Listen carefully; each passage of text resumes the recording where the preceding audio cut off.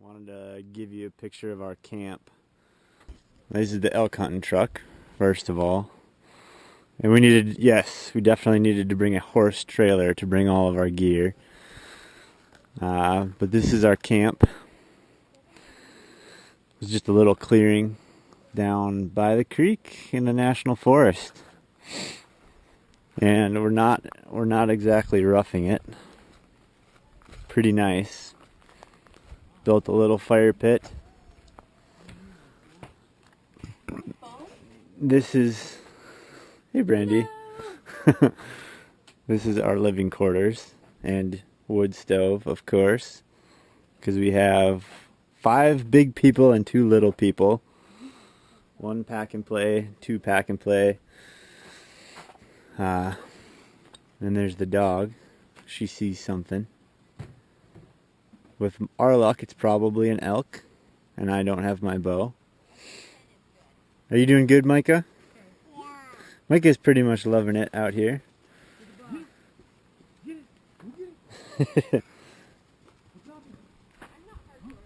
Cook shack. Come here. I'm not, because my mother just wasn't a mom. And so I just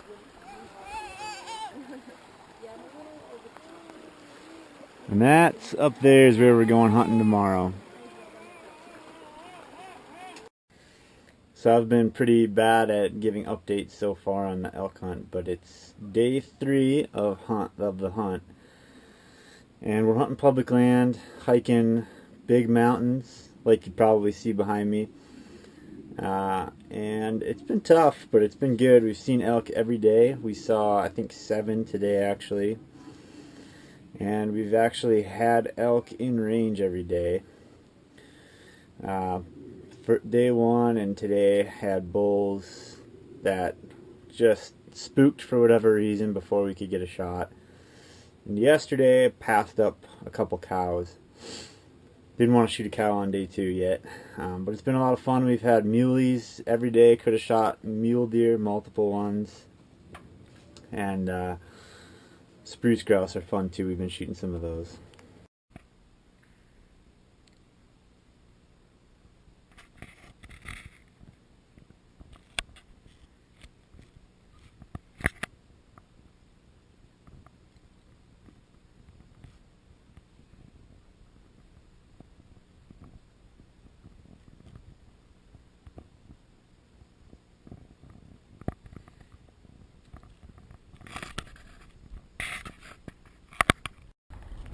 Well, we're just getting set up here.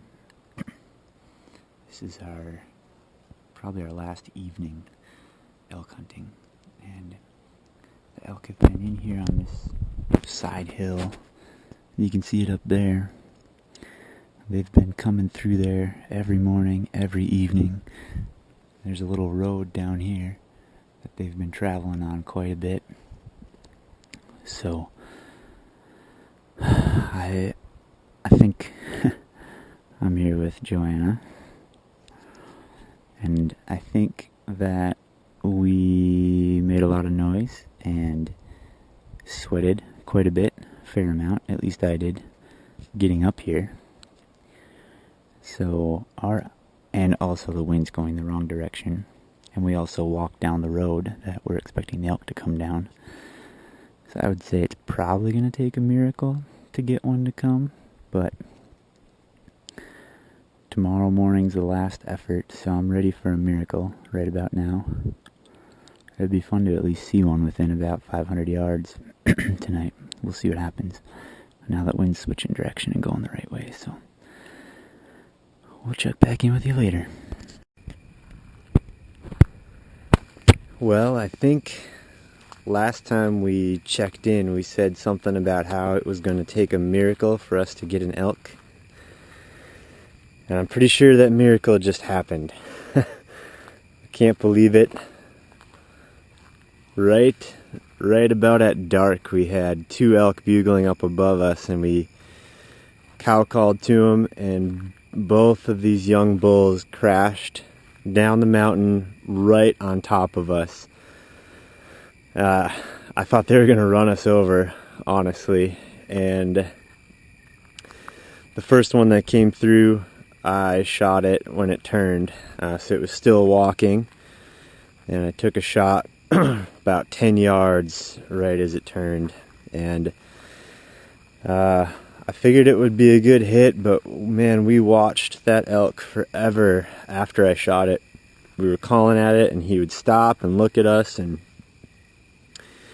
he was kind of crossing this clearing, and the other little bull he was with just stayed about 20 yards away from us after I shot the first one. But I was a little nervous about after I shot that elk. Didn't seem like anything happened to him at all. And he walked all the way across this clearing, and then I went and looked at my arrow. Arrow was covered in blood. There's pretty good blood on the ground right after the spot where I shot him.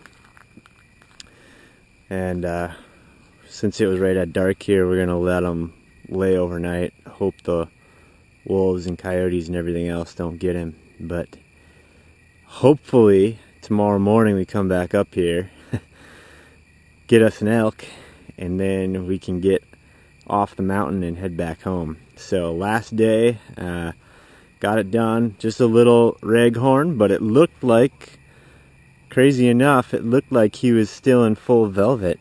So hopefully we'll get a look at him in the morning. I'm a little nervous and just hoping that everything works out the way it's supposed to in the morning.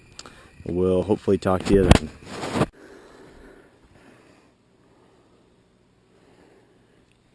Look at what we have here.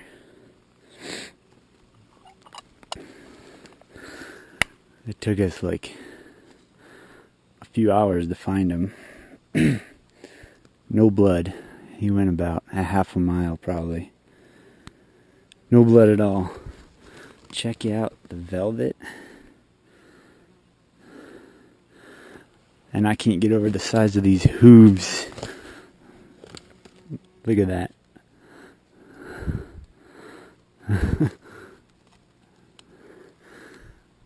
These are big animals.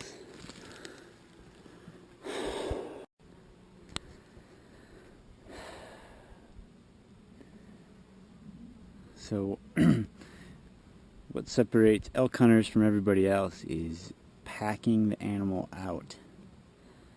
I've got, between that and what's in here, most of my elk. And I've taken it from way up there, but I still have to go way down there. At least it's downhill, I guess. But this is hard work, man. Hard work.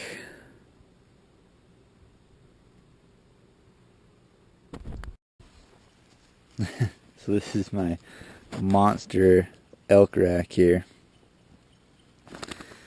And the velvet's starting to come off of it already. So what I'm going to do is just take the velvet all the way off. Just wanted to show it in velvet one more time. It's the end of September. This guy still had velvet on him.